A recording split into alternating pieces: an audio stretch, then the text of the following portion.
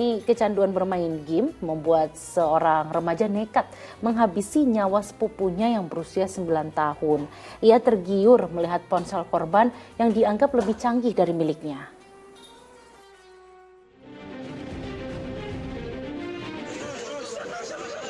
Desa Wanaraja, Banjarnegara, Jawa Tengah mendadak gempar dengan tewasnya bocah laki-laki berusia 9 tahun. Berkumpulnya warga desa untuk melayat menjadi momen kehilangan tetangga mereka yang masih sangat kecil.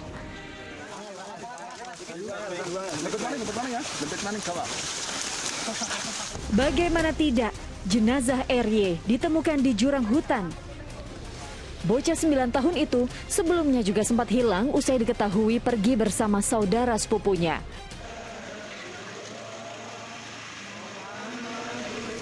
Saat itu, sepupu yang membawa korban sempat mengaku tak tahu keberadaan saudaranya itu.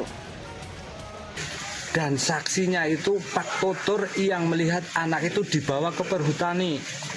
Setelah itu yang membawa warga berinisiatif datang ke rumahnya untuk menggerebek atau menemukan untuk menunjukkan ke arah yang tadi membawa anak tersebut. Ya, bukan hal sulit bagaimana mengungkap penyebab kematian korban. Sehari berselang, tersangka berinisial W yang berusia 18 tahun dibekuk polisi. Dirinya tak lain adalah sepupu korban yang belakangan memang sudah dicurigai oleh warga. Dan kami sudah melakukan mengamankan pelaku dan kemudian kami masih dalam penyelidikan lebih lanjut. Peristiwa berdarah itu bermula saat tersangka melihat korban mempunyai ponsel yang dianggap beda dengan miliknya. Dan saat itu korban diajak main ke rumah tersangka. Dengan kondisi rumah yang juga banyak saudara mereka sedang main game di ponsel. Niat jahat pun muncul. Tersangka yang juga candu dengan game lantas membawa korban keluar rumah pergi ke area hutan untuk menghabisi nyawanya. Ponsel bocah 9 tahun itu pun raib dibawa kabur. Sementara jasad korban ditinggalkan begitu saja. Selain mengamankan tersangka, sejumlah barang bukti turut disita polisi. Di antaranya adalah ponsel korban dan sepeda motor. Tersangka ini bertemu dengan korban, di mana korban memiliki sebuah HP, di mana HP yang dimiliki oleh korban itu sangat berbeda sekali dengan pelaku, sehingga pada saat itu juga mungkin terbesit daripada pelaku menginginkan HP yang dimiliki oleh korban. Pemikiran pendek tersangka untuk menguasai ponsel dengan cara yang keji kini harus ia pertanggungjawabkan. Masa remajanya pun terancam dihabiskan di balik jeruji besi. Tim Liputan melaporkan.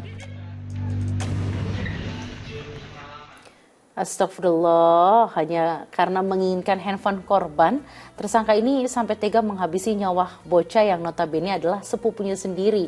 Ini kan berarti kan dikatakan nih sudah candu atau kecanduan. Tentu kan ini kan nggak baik gitu ya Ustaz.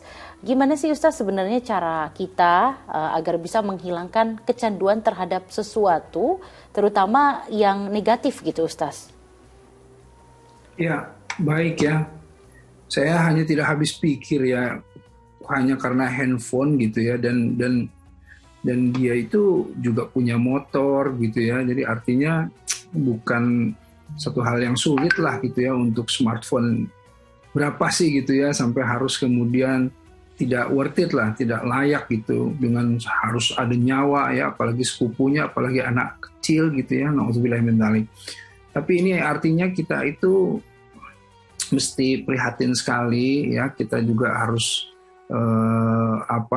banyak sekali PR ya, banyak sekali tantangan kita di dalam bagaimana sih menyadarkan generasi muda gitu ya, memberikan arahan, memberikan pemahaman gitu bahwa yang namanya sesuatu yang sudah kemudian menjadi kesenangan kita, yang kemudian dengan itu kita menghalalkan segala cara untuk mendapatkannya, bahkan mendapatkannya dengan cara-cara yang buruk atau misalnya dengan sesuatu yang kalau dalam agama menjauhkan diri kita dari Allah, itulah yang disebut dengan diperbudak.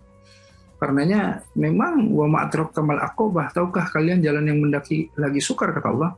Fakku raqabah, membebaskan budak dari perbudakan. Nah ini orang ini kan diperbudak oleh apa? Oleh kesenangannya, ya, syahwat gamesnya gitu, kesenangannya main games dan lain-lain, sampai akhirnya menghalalkan segala cara untuk mendapatkan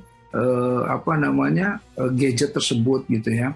Nah inilah yang sebetulnya di awal risalah Rasulullah SAW saja ini sudah kemudian Rasul itu melawan pemikiran-pemikiran perbudakan, ya, baik diperbudak secara jasad ya, secara memang konkret perbudakan manusia, tapi juga perbudakan hawa nafsu. Nah ini kan perbudakan hawa nafsu. Nah karenanya penting anak-anak kita itu agar tidak kecanduan, ya, dia tidak boleh menggunakan gadgetnya itu full time gitu. Dia harus diatur waktunya, ya, diatur waktunya, mungkin jam sekian sampai jam sekian boleh, tetapi setelah itu jangan, ya, diambil. Misalnya kalau dia belum bisa belum bisa mengatur diri sendiri, itu harus di manage ya oleh orang tuanya gitu. Jadi kalau dia sudah bisa dari kecil diatur, insya Allah sudah besarnya juga dia tidak akan terlalu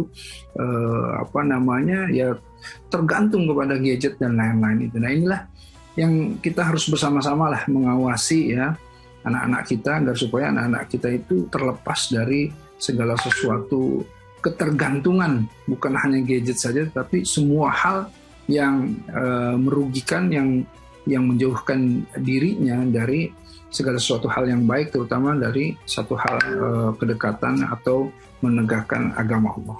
Iya, setuju banget seperti yang Ustaz tadi katakan, mungkin kita sebagai orang tua harus lebih ekstra mengawasi anak-anak kita. Jangan sampai justru kita memanjakan anak kita dengan memberikan sesuatu yang bagus, ternyata ada yang gak suka, ngiri, sampai akhirnya justru berbuat jahat kepada kita. Dan tentunya saya juga berharap kejadian seperti ini gak terulang kembali, dan generasi muda yang ingin mendapatkan sesuatu jangan mengambil jalan pintas, jalan ekspres yang justru bisa membahayakan dirinya sendiri dan berujung dirinya sendiri yang rugi.